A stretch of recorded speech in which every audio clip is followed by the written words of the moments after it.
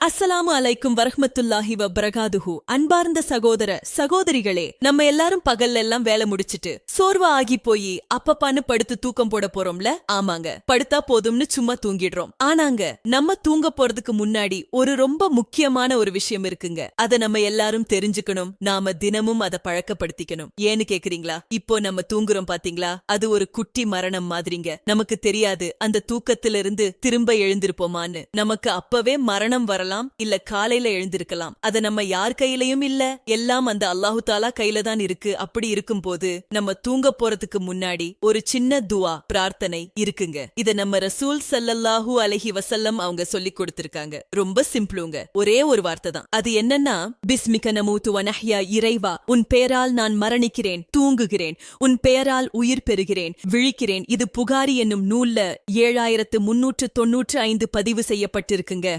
இதுதாங்க அர்த்தம். கேக்குறதுக்கு ரொம்ப சிம்பிளா இருக்குல்ல, ஆனா இதுல எவ்வளவு அர்த்தம் புதைஞ்சிருக்கு பாருங்க. நம்ம சும்மா படுத்து தூங்கி எழுந்திருக்கிறோம்ங்கிறத விட, யா அல்லாஹ், நான் தூங்க போறேன், இது ஒரு மரணம் மாதிரி, நீதான் என்ன மீண்டும் எழுப்பணும், உன் பேரை சொல்லி நான் படுக்கிறேன், நீயே எனக்கு பாதுகாப்பு குடுன்னு சொல்லி படுக்கும் போது நம்ம மனசுக்கு ஒரு நிம்மதி கிடைக்குங்க. நம்மள அல்லாஹ் பாதுகாப்பான்க. காலங்காத்தால எழுந்திருக்கும் போது, ஆஹா, நம்மள அல்லாஹ் திரும்பவும் உயிர் கொடுத்து எழுப்பி விட்டானே, இன்னும் ஒரு நன்றியோட எழுந்திருக்கலாம். இந்த உலக வாழ்க்கையில எல்லாமே நம்ம கண்ட்ரோல்ல இல்ல, பாத்துக்கோங்க. தூக்கம், விழிப்பு, ஆரோக்கியம், மரணம் எல்லாம் அவன் கையில தான். இந்த துவாவ சொல்றது மூலமா நம்ம அவன்கிட்ட சரணடையறோம். இது இல்லாம இன்னும் பல துவாக்கள் இருக்குங்க. அத டிஸ்கிரிப்ஷன்ல எழுதியிருக்கீங்க, அதை பார்த்து எழுதிக்கோங்க. அதனால இனிமேல் எல்லாரும் தூங்க போறதுக்கு முன்னாடி ஜஸ்ட் ஒரு நிமிஷம் இந்த துவாவ சொல்லி படுங்க. ரொம்பலாம் யோசிச்சுக்காதீங்க, மனப்பாடம் பண்ணி ஒரே ஒரு வார்த்தை சொல்லி படுங்க. உங்க வாழ்க்கையில கண்டிப்பா ஒரு நிம்மதியும் சந்தோஷமும் கிடைக்கும், பாத்துக்கோங்க. சரிங்க, நான் வரட்டுமா?